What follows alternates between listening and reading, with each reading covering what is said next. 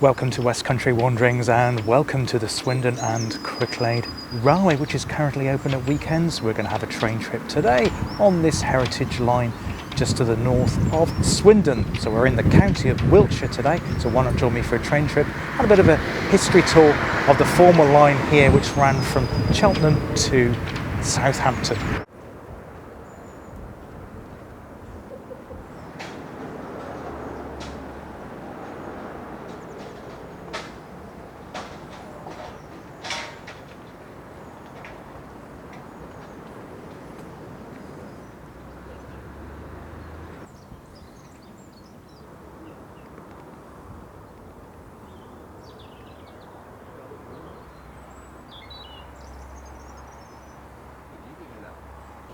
So I'm on the Blunsdon station platform. The train leaves at 11 o'clock. There are two stations en route, one in a northerly direction and one in a southerly direction. In fact, it's £7 for a ticket all day, so you can hop on and off the trains as much as you like all weekend, which seems pretty good value to me. Now, the fantastic signal box behind me was rescued from Claydon Junction near Aylesbury in Buckinghamshire, and it was moved piece for piece from Claydon Junction and rebuilt here at Blunsdon, all by the volunteers back in 1985. But the work here currently is to open the line, reopen the line to Cricklade, and Cricklade is a place we're going to have a look at later on in the video here today. Now, it is only a diesel unit, little diesel loco that they have here operating today, but they do have steam locos as well. I think as we get in probably past Easter and the tourists and visitors come a bit more and the line gets busier, that's when they operate the steam locomotives. Again, obviously it's not commercially viable to operate steam when there's just low passenger numbers, as it will be today. But the bonus of that, of course, it makes it easier for filming if there's not so many people around, so you can have everything, I guess. But it's still a delightful place, fantastic weather today, so I hope you enjoyed the journey.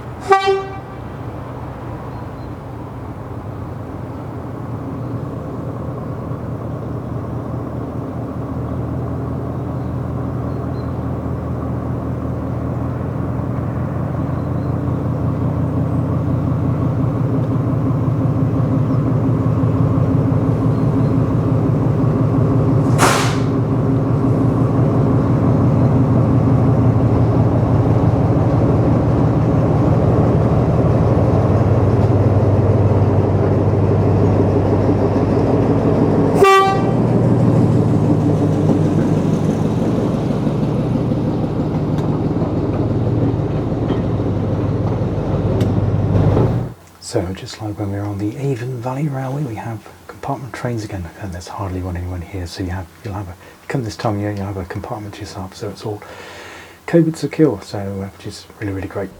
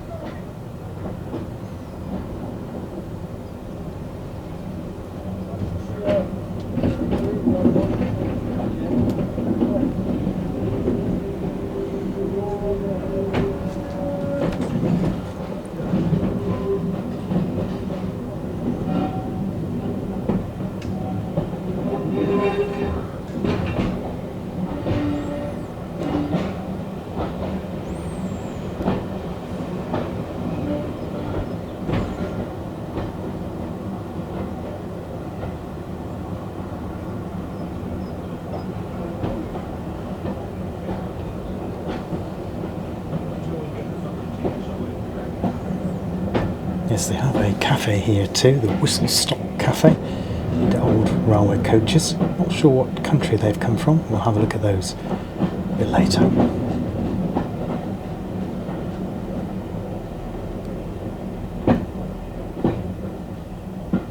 Oh, there's a bomb site down there. I think they have heritage weekends for the Second World War, and people dressed up and singing as well, so that's something else that they do.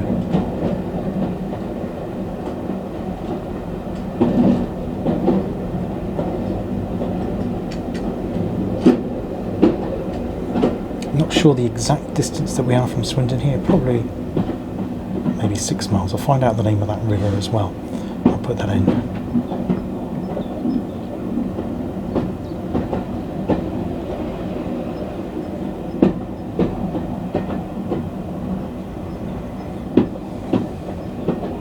Very smooth ride, track seems to be in excellent condition. Very, very smooth here.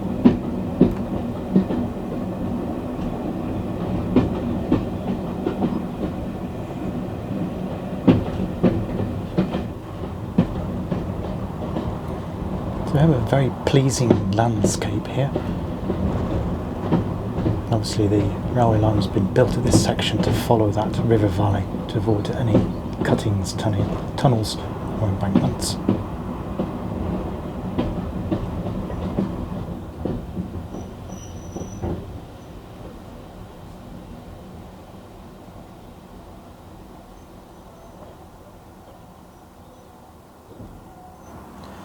So this is our first stop, and the engine will now run round its train, so we'll head back in the northerly direction, go back through Blunsdon up until the other halt, the other end, which is in the Cricklade direction, and then we'll return back to Blunsdon once more.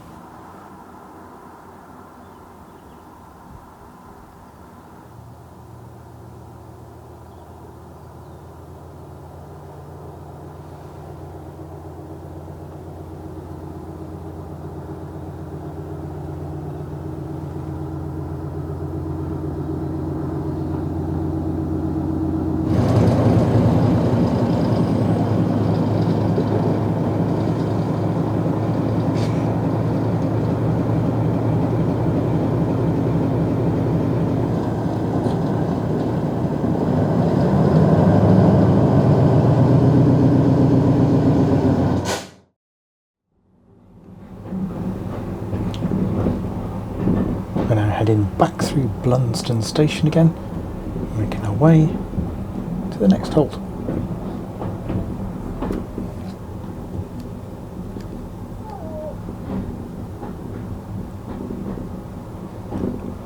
That fabulous signal box just coming up.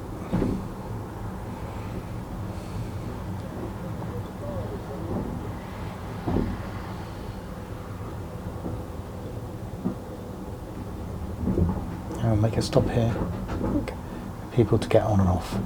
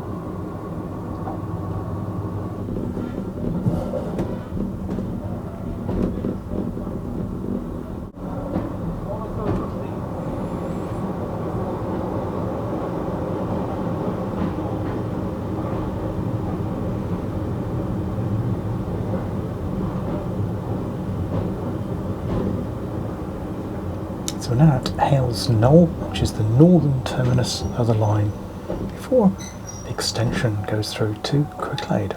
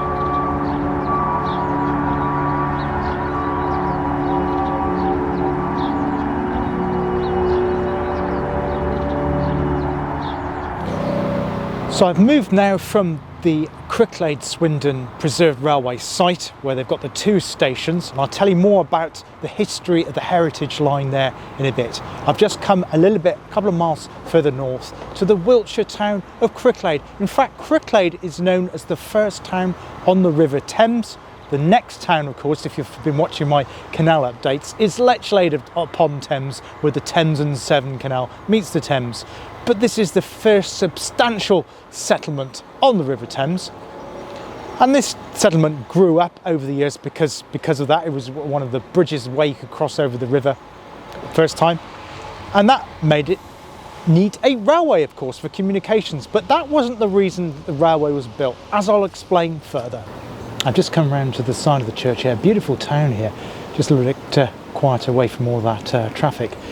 Now, the Midland and South Western Junction Railway was actually formed as an amalgamation between the Midland Railway, which you'll be familiar with from the Bristol-Birmingham, which I travel up with quite a bit of time, and the London South Western Railway, which had links down into Devon and Cornwall as well. And we discussed that when we looked at the branch line between Yampton and Plymouth somewhat previously.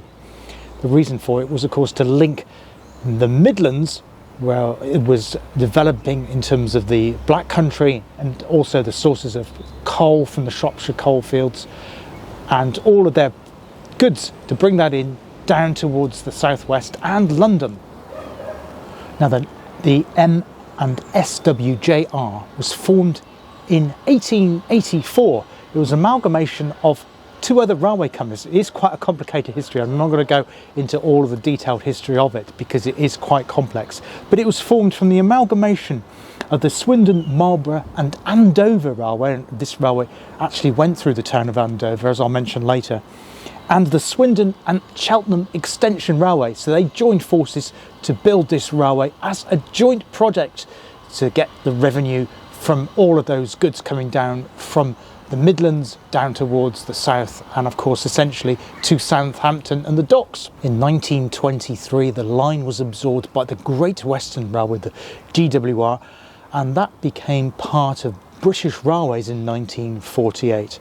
But sadly the line closed. In fact, it closed over a period of time. It closed to passengers initially in 1961 and closed to freight between 1964 and 1970. In fact, a stub of it was kept open around the Swindon area to move ballast and aggregates to build the M4 motorway. Kind of ironic, really, roads being the downfall of the railways in those days, but the railway was kept open to build the roads, which makes the railway more defunct.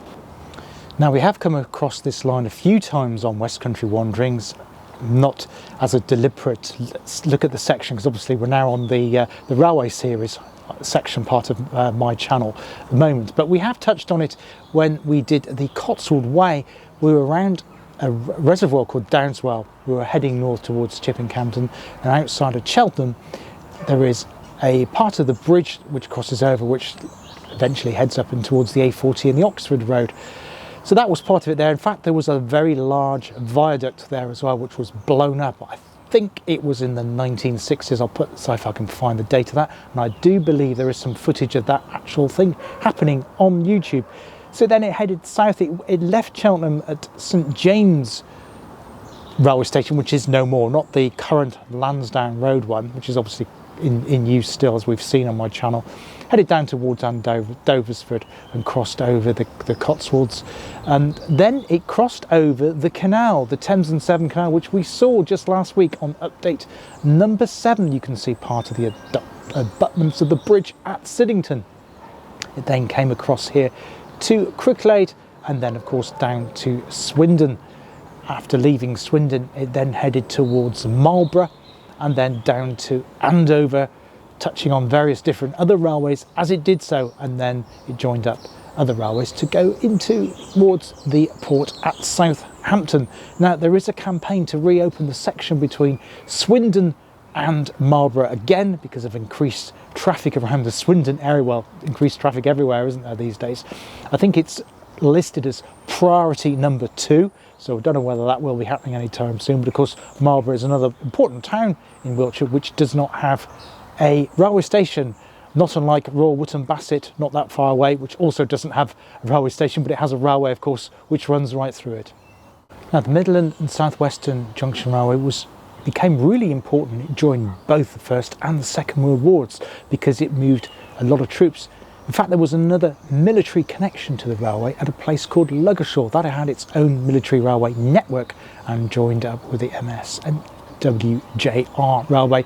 And I believe that closed, well, it ran down towards the 1970s, and I think it finally closed in the middle of the 1990s. Now, the Preservation Society of the Swindon and Cricklade Railway formed as early as 1978, securing part of the track bed between Swindon and Cricklade. In 1984, they were granted a light railway order, which is an important part of the heritage railway process, to grant line running back onto track beds. And in 1985, they started first running trains between Blunsdon and heading it north. They then reached a place called South Meadow in 2008, and then the Tall Valley Halt, which is the first halt that we came to when we did the journey on the railway earlier in the video from Blunsdon when we headed south. That opened in 2012, and it was officially opened in 2014 for trains running. Now, there are plans to extend the railway south from Tall Valley Halt station to the Malden Hill Country Park, which is an important green lung for the large town of Swindon here in Wiltshire. And there are obviously obstacles to overcome to extend it a bit further. That won't be part of the original route that the line took, but it'll take it into an important area for recreation, and of course linking the two up, because the country park has its own car park. Linking it closer to Swindon will bring in and attract more visitors onto this wonderful line here in Wiltshire. Swindon and Cricklade Railway currently has 9 steam locomotives under various states of repair. They have 2 or 3 that use on steam galas, but the others are being repaired in their workshops, and they also have 7 diesel locomotives, including the one I rode on today. So I'm going to start to bring this video to close now. First of all, I'm just going to include some shots and footage of the town of Cricklade. We'll perhaps come back here again, or probably will actually, to discover it in more detail. I might not have time to go down to the Thames on this occasion, but I'll show you some bits so you get a flavour for the town here. See you in a bit.